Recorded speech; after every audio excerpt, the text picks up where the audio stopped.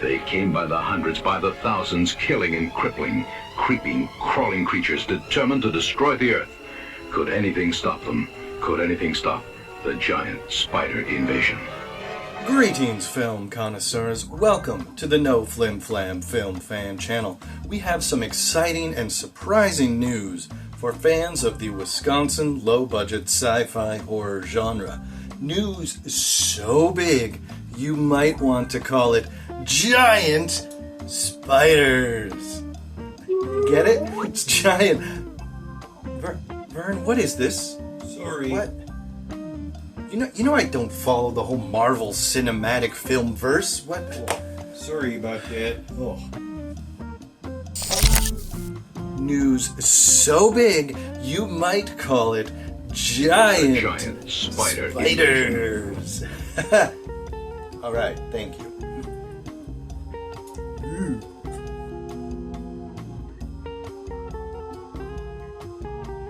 Believe it or not, 2025, in the year of our Lord Vince Lombardi, marks the 50th anniversary of the giant spider invasion.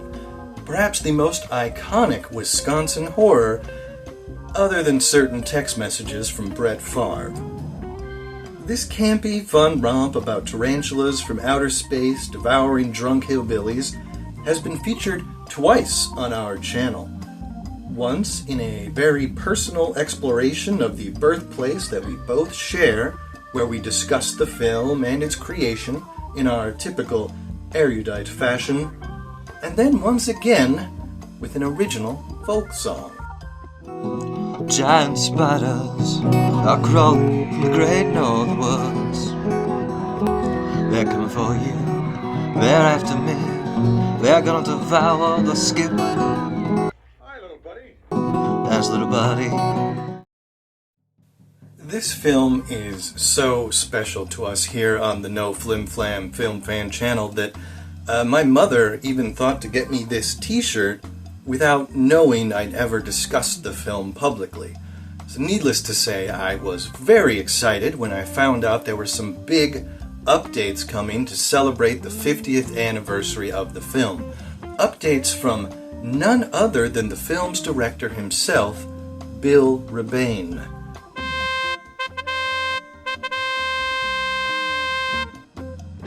I decided to go on a fishing trip in Gleason and go trout fishing in there. I got a good deal on a farm. I called my wife and said, honey, I bought a farm. She said, good luck. And you've directed a lot of other movies, and some of them focus on some love genres, right? Love? Yeah, some love movies.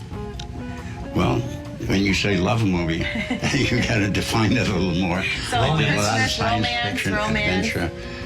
Romance. Science fiction, adventure. That television show with Eddie Albert. Green Acres. Okay. You know, one of the wildest town on earth, actually, in the 80s. You know, the trout fishing capital of the world.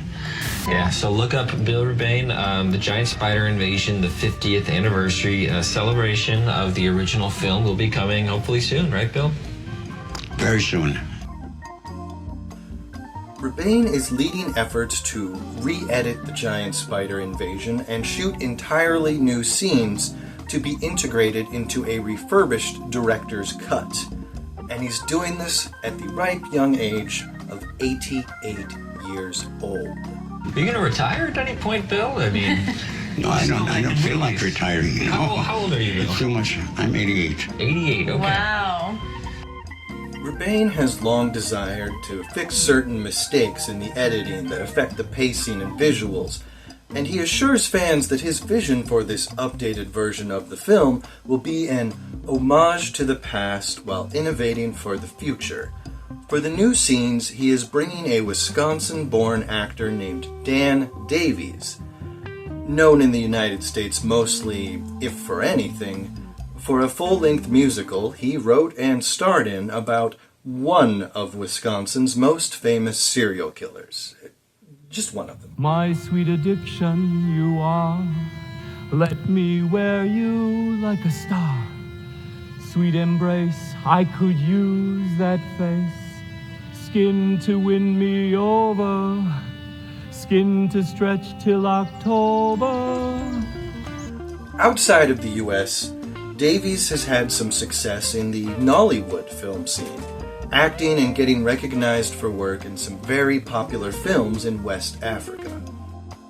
From Corporate World Entertainment, the producers of the highest-grossing Nollywood movie ever, 30 Days in Atlanta, comes another blockbuster, A Trip to Jamaica. Starring Io McCone, Funke Ikendele, Insei Ikpeatum, Eric Robert, Chris Otto, Rebecca Silvera, Dan Davey, Paul Cabot, Cynthia Morgan, Pata Rankin, Olamide. A Trip to Jamaica, another adventure of Outposts. Premiere on September 25th and showing across all cinemas in Nigeria from September 30th.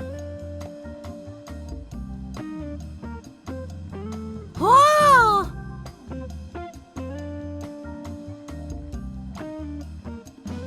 Now, we tried to find footage of the award ceremony that he won an award in, but we only have been able to find some highlights that appear to have been recorded on someone's phone, and he was not mentioned at all in the highlights. The lone comment on the video was also not particularly inspiring. But he did win the award. That we have confirmed. And please, don't let anything you see here deter you from exploring the West African film scene. I actually used to work with a lot of people from West Africa, and the few times I tried to ask for Nollywood film recommendations, the response I usually got was, "Why would you do that to yourself?" My response is, have you seen the film scene from where I'm from? They put pipe cleaners on a Volkswagen and called it a spider. I mean, I can handle cringe. I will gladly trade you some of my fried cheese curds for some of your fried plantains. And if anyone watching this happens to have some favorite West African films, please comment with your suggestions. We'd be happy to watch and review some for this channel. And while we understand award ceremonies aren't always indicative of true excellence, we'll be taking a look at the African Movie Academy Awards and the African Magic Viewers' Choice Awards for ideas of films to see in the near future. Now, I haven't seen any of Dan Davies' African work yet, so I can't really comment on it, but I do hope that someone discusses with Nollywood film producers that this big leading actor they got for their films, Eric Roberts, he's not always the big gold ticket marquee draw you might want him to be. The plan for the new scenes with Davies is to have him act as a reporter, commenting on the unfolding horrors of the giant spider invasion and growing increasingly unhinged and campy as the horrors progress. Although 50 years later, the plan is to integrate these scenes stylistically and graphically with the original style of the film. How successful they will be at integrating these new scenes and editing together the old scenes is yet to be determined. Hopefully, sometime next year we'll get to see the full version. Could anything stop them? Could anything stop the giant spider invasion? There has never been a film like this before. We wish them success, but perhaps not entirely as they envision it. Part of the charm of enjoying the so bad it's good subgenre of films, if you can call it a genre, is in these moments when a filmmaker hubris fails, or when you can see people truly scraping by on the bare minimum budget and doing the best they can with what's available to them. It's usually much more enjoyable to see a wannabe auteur make an honest effort at a good movie but fail spectacularly than it is to see a competent team succeed at making a purposefully bad film. This isn't just schadenfreude. Finding praiseworthy elements in a critically panned film is an exercise in critical artistic thinking. We really don't have to follow the trend of 100% approval or 100% rejection when appraising our entertainment. We can enjoy things that we know to be broken, and conversely, we can find faults in things that we thoroughly enjoy as quality films. A film need not be the best of its kind or the worst of its kind to be worth our attention. It need only be entertaining. The worst thing that a film can be is boring. As we find ourselves questioning the odd, confusing choices made in an enjoyably bad film, we can actually end up reverse engineering quality work as we question what we would do differently to make the film better. Perhaps the dialogue could be more realistic, the lighting more dramatic in key moments, the camera more or less mobile depending on the scene, or maybe the acting bigger or smaller as needed to fit the mood. As with many things in life, failure can be very educational.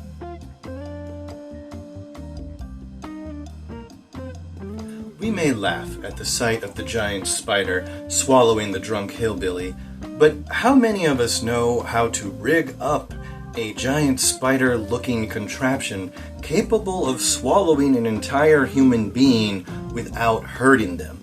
There is a craft to filmmaking, and it's exciting to see a filmmaker grow and develop in that craft, film after film. To the beginning of the studio, did all the post-production in Gleason, and it slowly became one of the biggest facilities, feature film facility in the Midwestern, and survived for 25 years as the only feature film studio in the Midwest. Wow. That's remarkable. Yeah, that is. We all start out somewhere, and that's not always amazing. Even some of the best filmmakers and actors don't start out in amazing, award-worthy performances. And while I really do hope that the giant spider invasion succeeds in recapturing its 70s campy charm, I hope even more for success in their stated goal of reinvigorating the Wisconsin film scene, bringing people together to take an interest in this film and creating new films that highlight the beauty of the Wisconsin countryside and just get people to come and act and film in any number of different things in the state. Hey, maybe we can finally get that Hodag film made. For those of you who don't know, the Hodag is a local folk monster in the northern Wisconsin forests.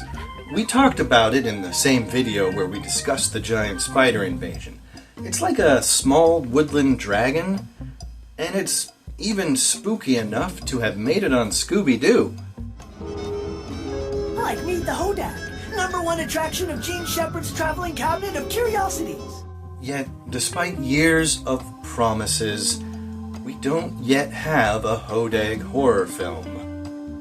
The production company allegedly planning to produce the film posted this local news article in early 2012, and their most recent update on the same page is from August 2013, and it's not even about the Hodag. There's a Squarespace page for the film, but instead of updates, it provides a link to a production company website that hasn't been updated in a decade. Now, I did find this article from Madison Magazine from May of last year, indicating that a screenplay is finished and that the problem is that they're just struggling to secure funding for the film. Getting investors excited has been a problem. And that's pretty typical. Budgeting is a very common problem historically in filmmaking. Even a cheap production that looks like it was shot on somebody's phone might cost tens, even hundreds of thousands of dollars. And when you're trying to get people to invest in the project, promising a return on the investment, it's harder to do that when we don't have DVD sales and fewer people are showing up to buy tickets to movie theaters. How are they going to make that investment back? Which brings us back to the giant spider invasion.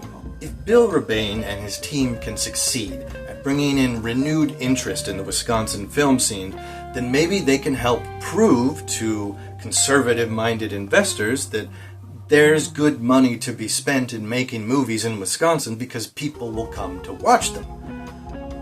And perhaps projects like the Hodag horror film will have an easier chance at securing more funding.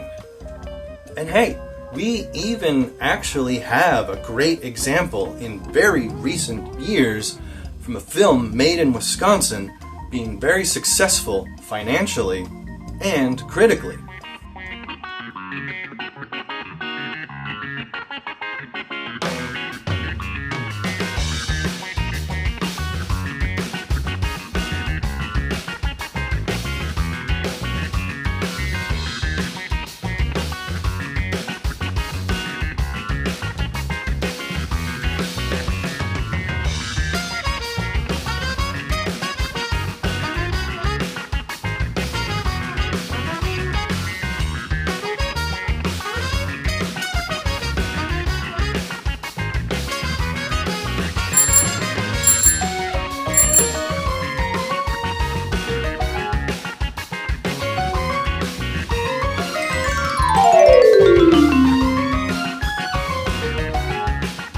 Hopefully, by this time next year, we will be enjoying renewed interest in the giant spider invasion just in time for Halloween 2026. And hopefully, we'll be enjoying renewed interest in filming in Wisconsin. I really hope so. The only thing I can think of that would be more exciting than that is... Packers won the Super Bowl! Packers! Packers! Packers! Packers!